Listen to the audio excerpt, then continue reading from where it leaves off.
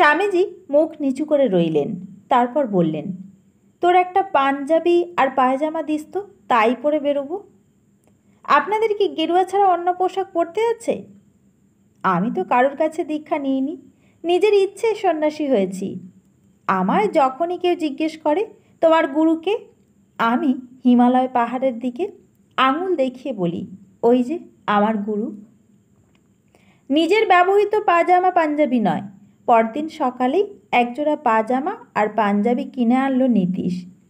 তার মা মামা বাড়িতেই মানুষ হয়েছেন ছেলেবেলায়, সুতরাং ওদের কাছে নীতিশরা ঋণী। সেই পাজামা পাঞ্জাবি পরার পরই স্বামীজির চেহারাটা যেন একেবারে বদলে গেল।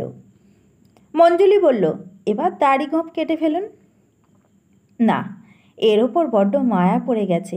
যখনই মনটা চঞ্চল হয় তখন দাড়িতে হাত বুলালে বেশ ভালো লাগে।